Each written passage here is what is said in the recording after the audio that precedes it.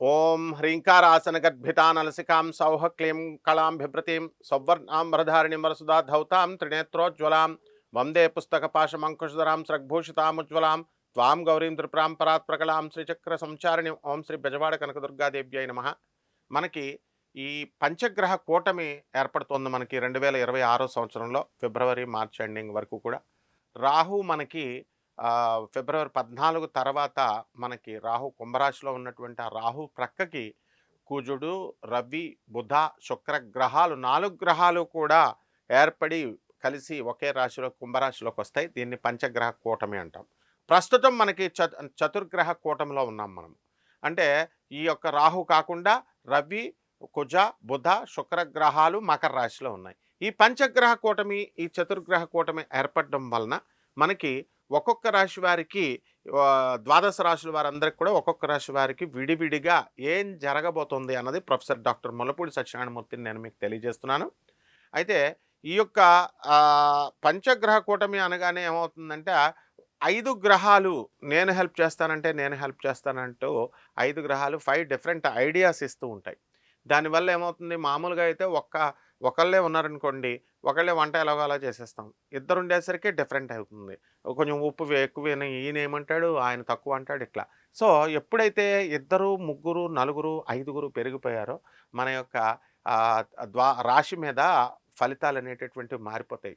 So దీన్ని too many cooks spoil the broth అన్నట్టుగా మనకి ఈ యొక్క 5గురు కలిసి మనకి ఒక్కొక్క రాశి వారికి మేలు చేస్తాయి, ఒక్కొక్క రాశి వారికి హాని చేస్తాయి, ఒక్కొక్క రాశి వారికి న్యూట్రల్గా ఉంటాయి. ఈ విధంగా ద్వాదశ రాశుల వారికి ఒక్కొక్క రాశి వారికి ఏ విధంగా ఉంటుందో నేను చెప్తాను. కుంభరాశి కుంభరాశి ఈ కుంభరాశిలోనే మనకి ఈ పంచగ్రహ కూటమి పట్టబోతోంది. కాబట్టి అనుమానం లేవు, ఇవన్నీ కూడా ఎక్కువైపోతాయి జన్మంలో రాహుగ్రహ ప్రభావం వలన. అయితే ఈ శుక్రుడు కూడా మనకి జన్మంలోకి వచ్చినటువంటి కారణంగా ఈ అనుమానం తగ్గడం అనేటటువంటి జరుగుతాయి. అలాగే భోజన ప్రియులవుతారు, మృష్టాన్న భోజనం మీకు దొరుకుతుంది, లావు అయిపోతారు. షుగర్ వ్యాధులు, బీపీలు ఉన్నటువంటి వాళ్ళకి ఆ వ్యాధులు తగ్గడానికి అవకాశాలు ఉంటాయి. అలాగే ఈ యొక్క గురుగ్రహము మిథున రాశిలో ఉండే అనేకమైనటువంటి శుభాలు మీకు కలిగిస్తాయి. కుంభరాశి వారికి ఎవరికైతే పిల్లలు పుట్టలేదని బాధపడుతున్నారో అటువంటి వాళ్ళకి తప్పకుండా కవల పిల్లలు కూడా పుట్టడానికి అవకాశాలు ఉన్నాయి.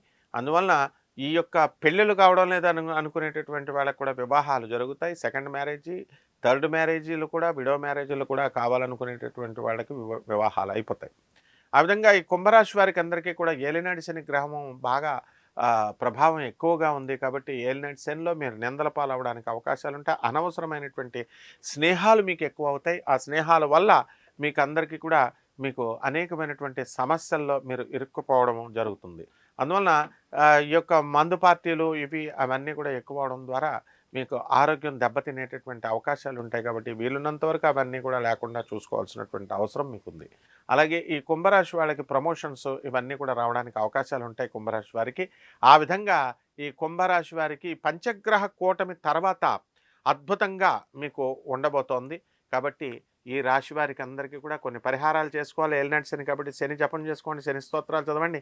శనికి కిలోంపావు నల్ల నువ్వులు, నల్లని వస్త్రాల నుంచి పేద బ్రాహ్మణులకి శనివారం నాడు 8 గంటలకి దానం చేసుకోండి.